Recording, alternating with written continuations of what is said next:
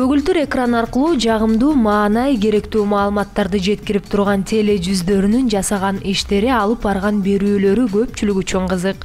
Кооз сүйлөп эфирден көрүнүп койсо эле алардын жумушу баарынан оңой деп да ойлошот.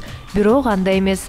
Мына ушул ары кызыктуу, ары түйшүктүү журналистика кесибин аркалаган инсандардын айрымдары менен тааныштырабыз. Маданиятка мамлекет өгөй мамиле жасап жатат деп айтпаган киши калган жок. Коом, саясат, маданият, экономикага байланыштуу темаларды ортого салып талкууга алган коомдук биринчи каналдын Ой Ордо көрсөтүүсүн эфирге алып чыккан Бактияр Түкеев бул тармакка кокустан аралашып калган эмес. Камера, микрофон, студиянын сыйкырына азгырылган журналист 5 жылдан бери маалымат чогултуп, пайдалуу иш кылуу менен алек. Өзүм Ысык Көл облусунун Том районунун Бөкөнбаев айылында төрөлгөм. Ошол жерде окуп чоңойгон. Ата-энем, атам да апам дагы Өкөтен көлдүктөр. Журналистика тармагына кызыгуу өзү мектепте окуп жүргөндө пайда болгон. Анан ушул нерселер баягы журналист болуума түрткү болду окшойт да. Алгач жумушум КТРден эле башталган. 2007 жылы ал убакта Жаш толкун деген радио бар эле, баягы радионун ичинде бөлүм. Ошол жерде бир аз иштеп кеткем. Бирок такай иштегеним 2009 жылы 1 январда Ала Тоо маалымат программасына практикага келип, ошол убакта окуу жайды бүтүп аткам, журналистика факультет. Анан ошол практикада бир ай ичинде өзүмдүн эмнеге шыктуу экенимди, эмне жаза алат экенимди далилдеп, анан ошондогу продюсердин баягы алып калуусу менен калып калгам. Анан штатка кирип, ошол эле 2009 жылы Ала Тоо маалымат программасында ошо 1 жылга жакын кабарчы болуп иштедим. Андан кийин протокол номер деген программа кылмыш хроникасын ачып, ал бүгүнкү күнгө чейин иштеп атат. Мурда мен алып баруучу болуп, кабарчы болуп, анан шеф редактор болуп иштеп, азыр долбоордун жетекчисимин. Азыр телекүзөт деген аталышта чыгып атат. Ошол менен 2012 жылга чейин иштедим. 2012 жылы Жаза кайтарылгыс деген, андан кийин журналисттик иликтөө деген автордук долбоор ачып чыгарып жүрдүм. Анан ушул 2013 жылдан баштап Ой Ордо деген ток-шоу ачылды. Ошол ачылгандан баштап эле ошол командада, ошол чыгармачылык топтомун башында редактор болуп, анан жооптуу редактор болуп иштеп жүрдүм 2 жыл. Анан быйыл алып баруучу болуп учурда ошол Ой Ордону алып барып атам. Буга чейин мен жана автордук программа, журналисттик иликтөө, жана репортаждык жанрда иштеп жүргөндө көп деле сын пикир болгон жок. Себеби мен ошол жанрды аябай изденип, өздөштүргөм да. Ал боюнча баягы тажрыйба алуу максатында мен Кытайдын телеканалдарына, ошол эле CCTV дүйнөгө белгилүү, Орусиянын ошол НТВ телеканалында, Германиянын 1-2 телеканалында болуп келгем да. Ошондуктан ал жагынан анча деле кыйынчылыктар болгон жок, бирок Ой Ордо ток-шоусуна келгенде аябай кыйынчылыктар болду, сын пикирлер да көп болду, азыр деле болуп атат. Биз ушул тармакка башотуу менен кирип кеткендиктен оорчулугун, кыйынчылыгын сезбей эле баягы жумуш менен алек болуп, чыгармачылык иште иштеп жүрө беребиз да. Анан бир кыйынчылыгы бул күнү-түнү журналист баары эле билишет да, журналисттер күнү-түнү, кээде дем алыш күнү да иштеген убактарда баягы үй бүлөгө, жеке жашооңо, жеке турмушуңа, балдарыңа азыраак көңүл буруп каласың да.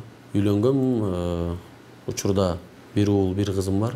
Көбү сурашат, келинчегим сразу эле айтып коеюн, журналист эмес, Кытай тилинен котормочу, бирок ал кесиби боюнча иштей элек азырынча балам менен үйдө. Келинчегим өзү орус тилдүү болгондуктан КТРди дагы көрчү эмес да. Азыр менден ал көбүрөөк биздин КТРК каналын көрөт. Менин азыр сынчым, кеңешчим, колдоочум. Куттуу студиябызда көз жоосун алган сулуулугу менен мындан тышкары өзүнүн атайын багы музыкалык аспаптарды дагы сон мелодияларды чыгарып келаткан Залина Касымова биздин студиябызда. Саламатсызбы?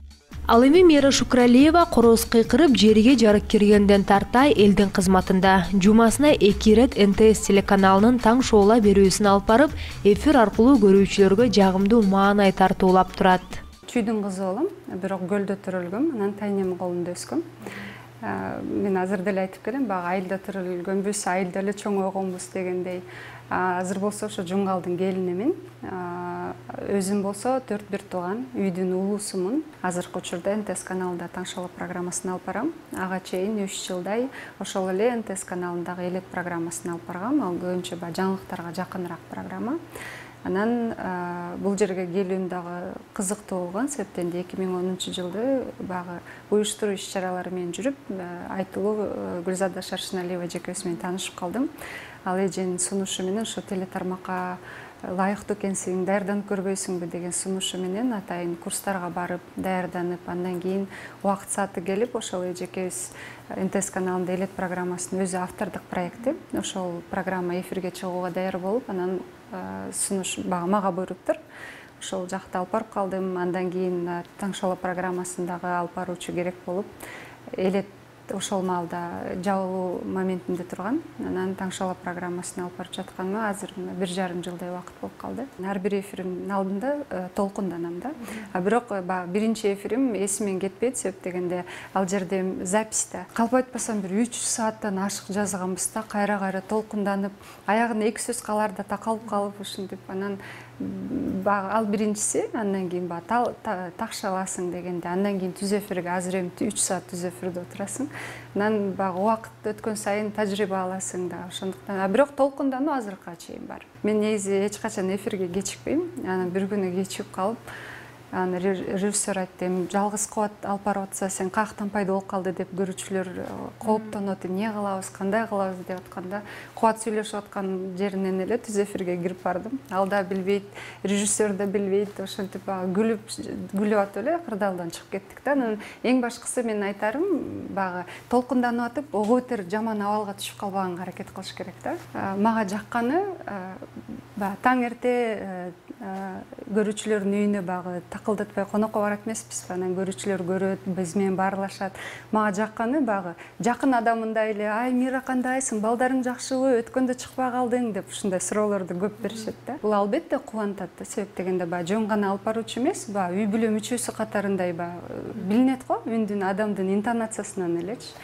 Ошонусу сүйүндүрөт. Анан мен ар дайым айтып келем, багы эфирге көрүп берген бул биздин көрүүчүлөрүбүз. Мен ушу Таңшоло программасында иштегени, мен багы элдерди кубаттай турган багы сөз фразаларга үйрөндүм да, себеп дегенде таң эрте калың эл, билем багы ойгонуш кыйын да, бирок калың эл сени көрүп турса, анан биз ого бетер минтип отурсак бул өзү жарашпайт. Анан кыргыздардын ошо макал лакаптарын улут жүзү деп коет го. Азыр макал лакаптарды окуп атып рахат алганды үйрөндүм, фразеологизмдерди. Анан ошол эле мисалы үчүн бул күн эч качан кайталанбайт, бүгүнкү күндүн тарыхын бирге жазайлы деген багы ураан бере турган фразаларды айтып атып, анан мына ушундай фразаларды өзүң айтып жатсаң, демек эл сага ишениш керек да. Жылуу сөздөрү, жагымдуу жүзү менен эфирге көрүп берип турган Мирайым бир уул бир кыздын энеси. Теледе иштеген көпчүлүк кыздар бул тармакка бойдок кезинде эле баш бакса, каарманым эне статусуна ээ болгондон кийин алып баруучулукка келгенин айтат. Көбүнчө убактым ошол үй бүлөмө кетет, себеп дегенде жолдошум сырт жакта көп жүрүп калат, ошондуктан тарбиясын көбүнчө мен кылам. Мындан тышкары үйлөнүү үлпөт салонум бар. Азыр ошол бир июнь айларына кеңейтели деп, азыр болгон күчүм баарын ошол жакка жумшап атам. Анан Борбордук Азиядагы Америка университетинде да сабак берем. Мына ушул эле телетармак жөнүндө. Жолдошум өзү жеке бизнеси бар. Бул тармактан өтө алыс адам. Өзү интервью бергендерди да аябай жаман көрөт да. Бизге да экөөбүздү чогуу чакырып калганда өзүң эле берип койчу деп. Бул тармактан алыс адам, бирок бардыгын түшүнөт, сынай билет да. Анан биз экөөбүз 12 жыл мурун таанышканбыз, аны бизди туугандар тааныштырган. Бирок сүйлөшүп жүрүп эле үйлөнгөнбүз. Быйыл буюрса 11 жылдын жүзү болот. Уулубуз 10го чыгат быйыл, кызыбыз 7ге чыгат. Аткан таң ар бириңиздердин үйүңүздөргө береке, өлкөбүзгө тынчтык жана биримдик алып келсин деген жакшы тилек, жакшы үмүт менен кайрадан мен айылым көрсөтүүсү аркылуу сиздер менен жолугуп олтурабыз. Өз кесибин сүйгөндөрдүн катарында Жакшылык Матанов да бар. Ал элдик канал ЛТРдеги элет элинин ал акыбалын чагылдырган менин айылым берүүсүнүн алып баруучусу. Орто мектепти аяктаган соң мен Түркия мамлекетине окуу жайга тапшырып, ошол жакта 4 жыл жогорку билим окуп, андан соң 3 жыл ошол жакта иштеген. Мен өзүм кесибим боюнча бизнес башкаруу болуп кесибим ошол. Бирок журналистикага кантип келип калгам. Түркияда иштеп жүргөн учурда бул соц тармактар аркылуу биздин улуу байкелер, Эрнис Кыязов деген, Шайырбек Абдрахманов сыяктуу улуу журналисттер менен биздин аты чыгып калган журналисттер менен сүйлөшүп жүрүп, алар баары элдин баары сиз журналистпи деп сурай бергени, мен ошо журналистикага шыгым бар окшойт деп кызыгып өзүм дагы үндеп анан Эрнис байке менен сүйлөшүп отурсам, Эрнис байке айтты: "Сен аракет кылсаң, журналистикага мен киргизем, кел ал жакта жүрө бергенде айлыгың болгону менен ал жактан 10 жыл иштеп бай болуп бул жакка келгенде сен эшмассыңбы, ташмассыңбы, сени эч ким тааныбайт. Ойлонуп чындап эле мен Кыргызстанга барып иштешим керек" деген патриоттук сезим менен баса бергем, ал жакта жумушумду баардыгын таштап. Бул жакка келгенден кийин ЛТР телеканалында ал учурда жаңылыктар бөлүмүнүн продюсери болчу Эрнис Кыязов. Анан келип эле Эрнис байке менен жолугуп, анан кийин ал киши айтты: "Мен сага мындай сөз бере албайм, мен сени жумушка алам, минтем деп. Сага журналистиканын кухнясы менен тааныштырам." Анан өзүм кызыгуум бар окшойт, аябай тездик менен өздөштүрүп кеттим. Жаңылыктар бөлүмүндө алгачкы эле эчтеке билбей эле туруп, 3 күндөн кийин бокс синхронго чыктым. Андан кийин 1 жуманын ичинде сюжетке чыгып, мындай стендап кылгандары эмелер менен өздөштүрүп кеттим. Андан 2,5 ай, 3 ай дегенде штатка кирип кеттим ал учурда. 3 айда телевидениеда негизи штатка кирүү бул аябай оор нерсе да. Кызыктуу окуялар көп эле болду. Текст жазганда аябай көп кыйналдым, себеби мен 7 жыл Түркияда жашагандыктан стендап кылып атып, стендап деген бул текстте жаза албай турчу, айта албай турчу нерсени өзүң айтып берип көргөзөсүң эмеспи? Ошону көргөзүп жаткан учурда кыргызча сүйлөп жатып, мен түркчө кошуп аткан учурларым болду. Анан эң биринчи стендабым так ресмен кетпейт. Ошол жылы биз кичинекей хулиганство кылгандарга бир коомдук жерлерге иштетүү деген бир эме чыгып аткан. Ошол кезде ошол боюнча сюжет жаза алмай болдум. Анан кийин менин операторум да аябай стажылуу чоң оператор болчу. Стендап жасайсың деди. Кантип жасайм? Жолдун жээгиндеги карды көрөйсүң, үйүп койшкон экен карды. Ошону көрөйсүң, эгер мындай кичинекей хулиганство кылса, ушундай карларды көрөп, жолдо коомдук иштерди аткарышат деп айтып бересиң деди. Макул деп 1 дубл, 2 дубл, 15 дубл болдук. Күлүп турган кар калбай калды. Мен тияка көрөп бүтүп койдум. Сүйлөй албай атам, бирок дагы эле. Анан кийин этегинде бирөөсүнүн арасынан тандап алдык. Мен бирок ал жерде мындай бир да жолу камераны карап минтип сүйлөй берип турмун да, жерди карап эле сүйлөй берип турмун. Анан ошол бойдон эфирге кетти. Эртеси күнү кичинекей иним бар. Ал чалып, байке дейт, ийин десем, сиз көчө тазалап иштеп атасызбы, же журналист болуп иштеп атасызбы? Күлдүрдү да ошентип мен.